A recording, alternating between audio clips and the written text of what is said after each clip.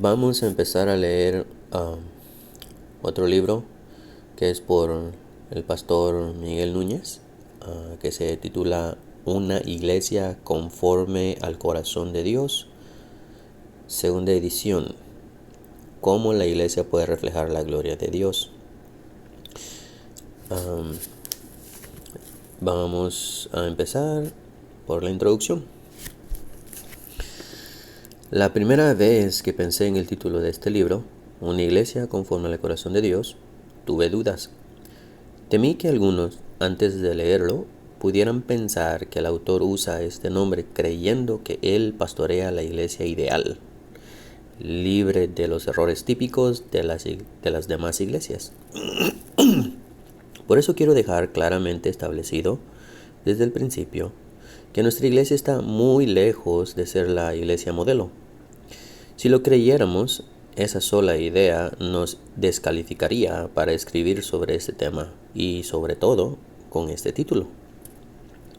Las ovejas y los líderes de toda iglesia tienen algo en común: su condición caída y la naturaleza carnal que lucha contra los deseos del espíritu, según leemos en Gálatas 5:17. Por lo tanto, las manifestaciones propias de la carne se evidencian de una u otra manera en todas las iglesias de este lado de la gloria. Vemos esas tendencias más o menos marcadas y con mayor o menor frecuencia en la medida en que las iglesias permanecen más o menos cercanas al estándar de la palabra y conforme a cómo su liderazgo modela o no para la congregación una vida de integridad, de transparencia y de vulnerabilidad. Después de haber considerado varios títulos posibles, hubo algo que Dios trajo a mi mente y por lo cual finalmente me decidí a ponerle este título. Me refiero a que Dios llamó a David un hombre conforme a su corazón, 1 Samuel 13:14. A pesar de que este rey estaba muy lejos de la perfección. Y cuando hablamos de una iglesia conforme al corazón de Dios, estamos hablando de ver la iglesia de Cristo a la luz de lo revelado en su palabra, para corregir las desviaciones en las que cada uno de nosotros haya incurrido. Lo que Dios reveló en su palabra para la iglesia es el patrón que cada iglesia debe perseguir. El estándar de Dios debe guiar la visión y la misión de la iglesia. Cuando hablamos de visión, nos referimos a aquello que estamos persiguiendo y que aún no hemos alcanzado. Una vez alcanzada, ya deja de ser visión y pasa a ser realidad. Por eso la visión de una iglesia siempre, de alguna forma, pertenece al futuro. Si fuera algo del pasado, ya no lo llamaríamos visión, sino logros. Eso debe ayudarnos a entender que estamos tratando de comunicar con el título de este libro. Queremos que la revelación de Dios para su iglesia sea siempre nuestro norte y aquello que perseguimos sin cesar hasta su regreso. Somos conscientes de que la iglesia modelo o ideal no existió jamás en 2000 años de la historia, ni siquiera en los tiempos primeros, y así vemos como en Hechos 6 ya había viudas que se quejaban porque no eran atendidas, y en casi todas las cartas del Nuevo Testamento leemos que había problemas dentro de cada iglesia local. Sería ingenuo pensar que una iglesia compuesta por pecadores pudiera estar exenta de fallas, errores y actitudes y prácticas pecaminosas.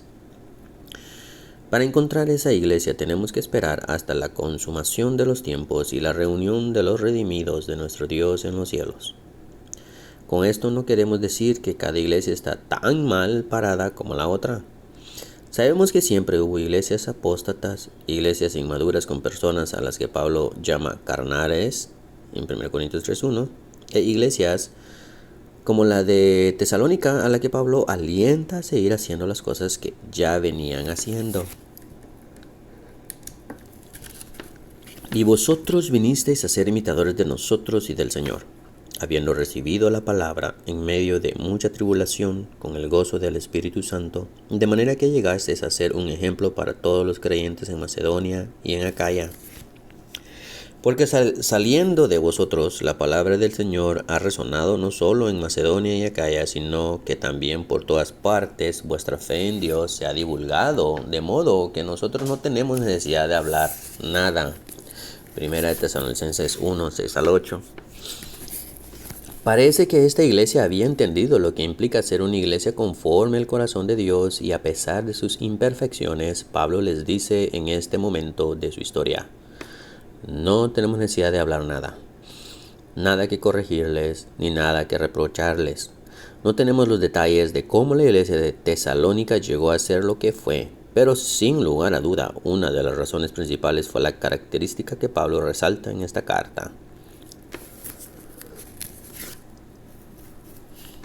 Por esto también nosotros, sin cesar, damos gracias a Dios de que cuando recibisteis la palabra de Dios, que oísteis de nosotros, la aceptasteis no como la palabra de hombre, sino como lo que realmente es, la palabra de Dios, la cual también hace su obra en vosotros los que creéis. Primera Tesalonicenses 2:13. Cualquier disfunción o desviación que experimente la Iglesia de Cristo exhibirá síntomas que nos permitirán encontrar la raíz del problema en una mala teología, por lo general, con una mala aplicación. La palabra es el ancla que mantiene a la Iglesia estable, segura y cerca del puerto que no es otro que el corazón de Dios.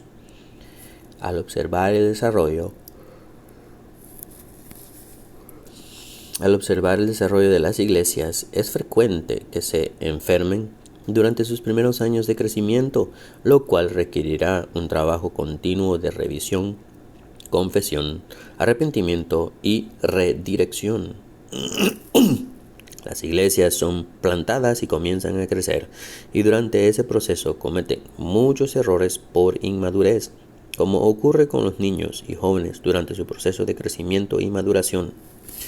Todos en algún momento pasamos a la edad adulta, pero muchos se quedan en la adolescencia emocional y espiritual, y lo mismo sucede con las iglesias.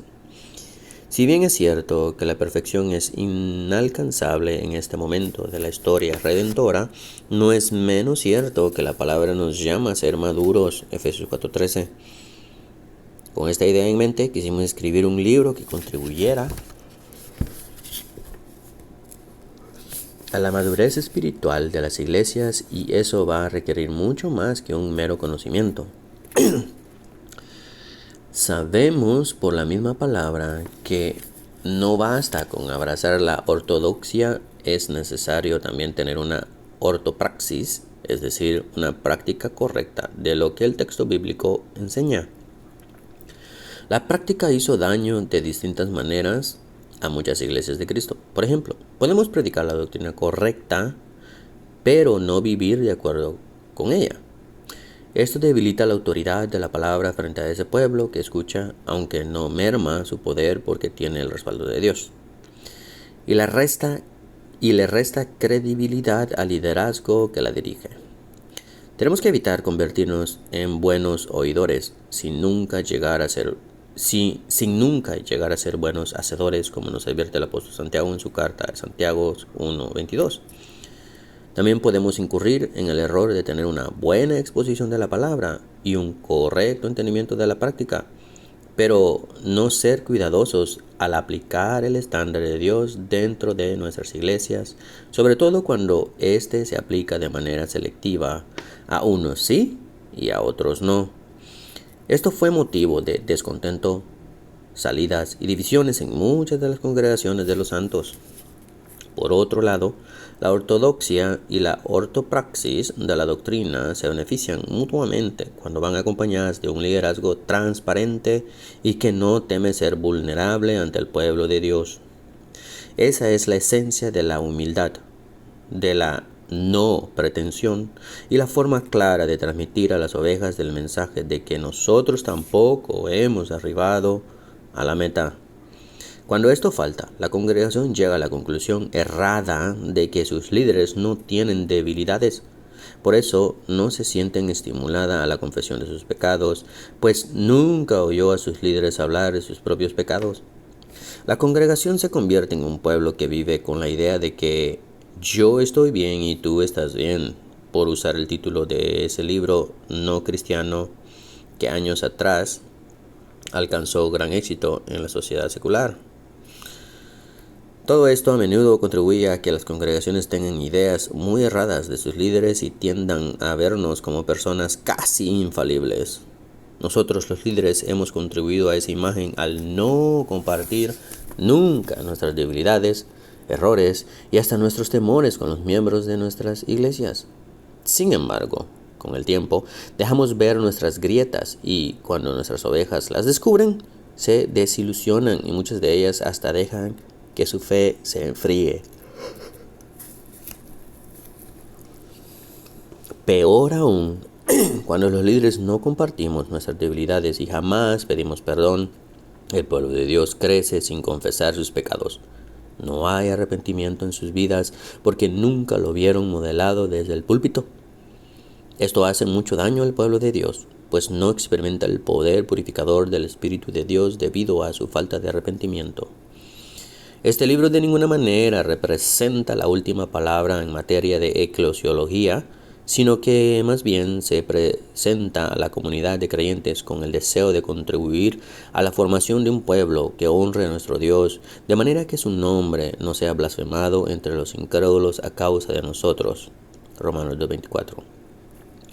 Oramos para que aquello que Dios haya inspirado y que haya encontrado su lugar en este libro sea sembrado con poder en la mente y en el corazón de cada lector, y que aquello que haya sido una mera idea del autor sin aprobación divina sea llevado por el viento de su espíritu, para que de esta manera Dios separe el grano de la paja.